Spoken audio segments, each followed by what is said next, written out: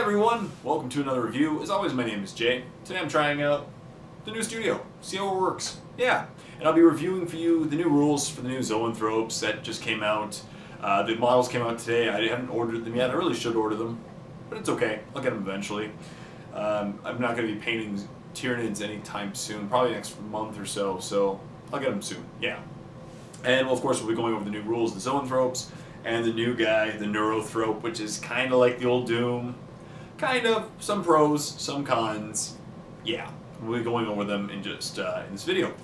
So, Zoanthropes, they got a new kit, and they basically have the same stat line as they did before. Same 50 points as they were before. Weapon skill 3, ballistic skill 4, strength and toughness 4, 2 wounds, initiative 3, 1 attack each, leadership 10, 5 up armor save, 3 up invulnerable save due to the psychicness.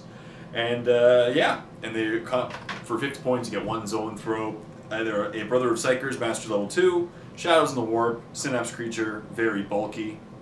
But if they use Warp Blast power, the number of shots equals the number of Zoanthropes Neurothropes in that brood. So the Neurothrope can use Psychic Blast. There's also Warp Field, which of course as I said gives them a 3-up invulnerable save. Now the cool thing about this is Zoanthropes now, I don't remember they could before, but they can now take squads up to 6, and I think that they could only take squads of 3 before. Let me check. So yeah, just double check, they can only take up to squads of 3 before, but now they can take up to squads of 6. So 6 of them in a drop pod for 300 points is going to be insanely powerful. You will literally drop them in and blow up whatever you want to blow up that turn. Because if you get your power off now, if they negate it, you're in trouble. You got to make sure that the psychic power gets off. If it does, you'll pop any vehicle you want with Warp Lance, 6 shots. You know, that's going to be 4 hits, and the odds are it's going to destroy anything. Probably even a Land Raider will explode, or a Monolith you could pop with these number of shots. Now after they come in and they land, then they're going to be a target for your opponent. But these things combined with the Tyrannocytes from the new drop pods are going to be very powerful and are going to be in the hands of most competitive Tyranid players. So it's a good thing these are coming out. And there's a new Doom model that it's kind of like the old Doom.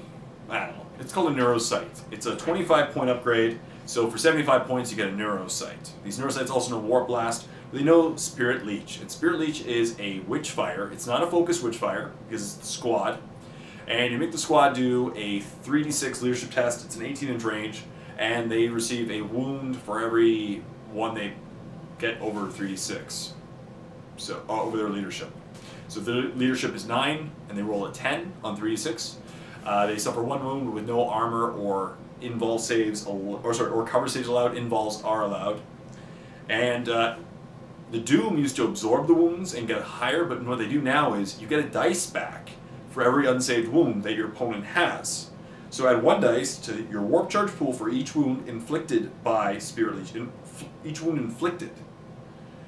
It doesn't say unsaved wound, so I'm pretty sure if they roll a 10, their leadership 9, you instantly get 1 dice back, which is great. And these additional dice can only be used by the unit that manifests a Spirit Leech and only manifest Warp Blast. So what you do is if you have a Neurothrope, which I'm pretty sure most people are going to be upgrading, you shoot the power first, the Spirit Leech power.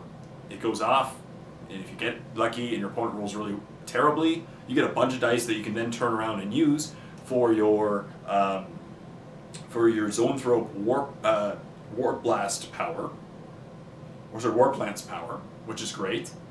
And that means that the more dice you use, the less likely your opponent will be able to deny the witch on you. Now you might accidentally, peril, but it's not going to be too bad.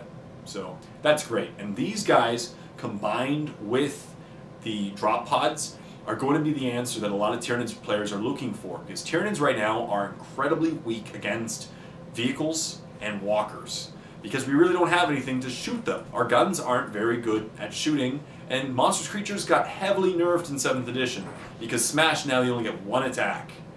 So against a Land Raider, any Monstrous Creature you're going against is going to, if they smash, unless you're using a Carnifex, is going to smash, gets 1 attack. 3s to hit, 5s to pen. It's going to be hard. So I'm really happy that these the Zoanthropes are getting a lot of love because a squad of 6 in a drop pod that minimizes distance so it doesn't scatter that terribly if you drop it in a squad.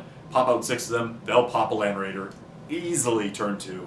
Now the biggest problem you're going to face though afterwards is that your opponent will assault them. They will assault them quickly because they got to neutralize that psychic power. They got it. So then your Zoanthropes are going to be in close combat the turn after they assault. They come in, or they're going to be shots to death because your opponent will not let them get 2 powers off. So you got to choose your target. So some lists for competition ability, you only need you need at least 3 models to upgrade one of your guys to a Neurothrope. So I think a lot of competitive lists are going to bring squads of 3 perhaps, or even 2 squads of 6 will still be insane. So 2 squads of 6 in drop pods, drop in turn 2 if you're lucky, and just annihilate your opponent. Pick the 2 scariest vehicles on the table and destroy them. That's really sweet stuff.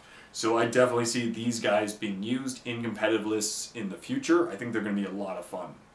So yeah, so that's it. So that's my my review of the new Neurocyte rules, or Neurothrope rules, and the new Zoanthrope rules. It's awesome that they can take squads of 6. It's awesome to take the Neurocyte, which is kind of the new, weaker Doom. Now the good thing about the Neurothrope, at least now, is he's protected in a squad. So you can keep him safe, versus the Doom, which just got assaulted, and he was one little guy, and he couldn't withstand all that stuff. He got instant killed pretty quickly.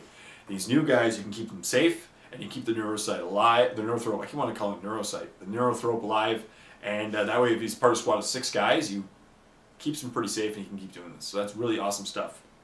The downside is the Doom and Malantai used to be a passive power, now it's an active psychic power, and you can't be engaged. So once they engage your guys in close combat, they'll lose their Warp Blast or Warp Lance shots, and they're going to lose their Spirit Leech power because they can't use Witchfires when they're in close combat. So that's going to suck, unfortunately. So it's going to be like kind of a one-use, hopefully destroy whatever you want to destroy powers, and then force your opponent basically to go after them. They're going to become a huge pool of shots are going to go after them, because if not, they're going to keep doing the psychic power, and your opponent will be a fool to let them. So thank you very much for watching this review. I really hope you enjoyed it. Stay tuned for more reviews. The next review, I promise I will eventually do the Fenris, Champions of Fenris. A lot of people have been asking for it. The supplement for the Space Wolves, I will definitely be doing it in the near future, so stay tuned for that. And until next time, this is Jay saying, happy painting.